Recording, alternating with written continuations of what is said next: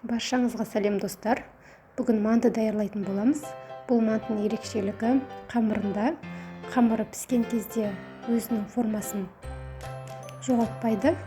Ерекше дәмді болып піседі. Менімен бірге жасап көріңіздер. Менің каналыма тіркеліп, лайк басып, комментарий қалдыруды ұмытпаңыз.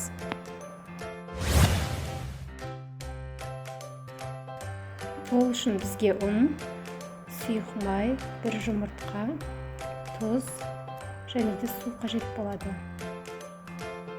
Қамырымыз қатты болып иленеді. Барынша жақсылап иін қандыратын боламыз.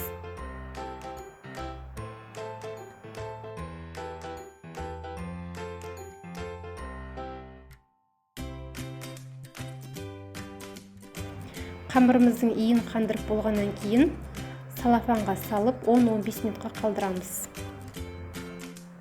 10-15 минут өткеннен кейін қамырымызды тағы да бір елеп алып, екі бөлікке бөлеміз. Осылай қамырдың формасын жасап алып, әр қамырымызды екі салафанға салып, бір шай қасық сұйық май қосып, осылай 1-1,5 сағатқа қалдырамыз. Сол кезде біздің қамырымыз жарылып кетпей, әдемі болып жайылады. Бір келкі болып, идеально болып жайылады.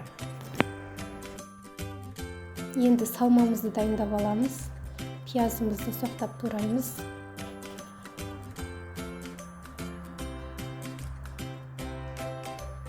Одан кейін мен асқабақ қостым. Асқабағымызды да соқтап турап аламыз.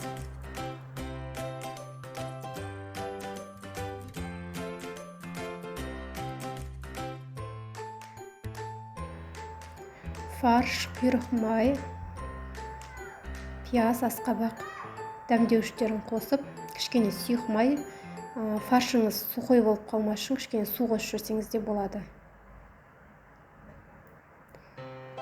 Енді қамырымызды жайып аламыз. Бірінші ұн қоспай, осылай қолмен үлкейтіп аламыз. Одан кейін ұн қосып, бірінші ортасын осылай жайып аламыз. Сосын шеттерін жайып, екі шетін ғана басып, қамырымызды жайып аламыз.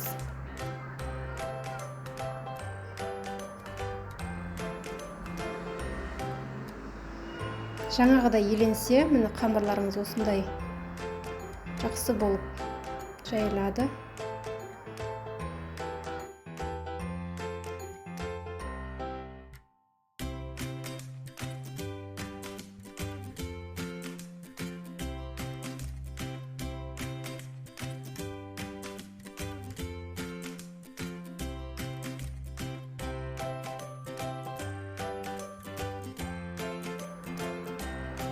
Енді мантымызды бөліктерге бөліп, кесіп аламыз осылай.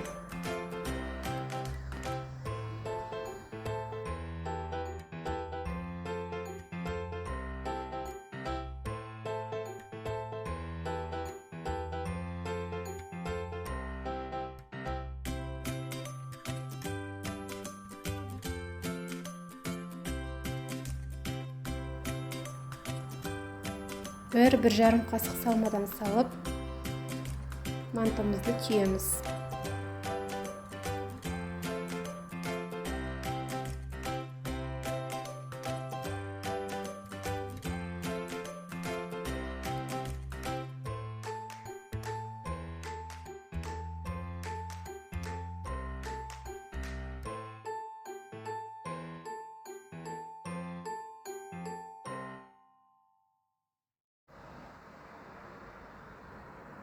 Қайнап тұрған суда 45 минут шамасында пісіріп аламыз. Өте дәмді болып шығады. Бұл мантыларды қатырсаңыздар да болады.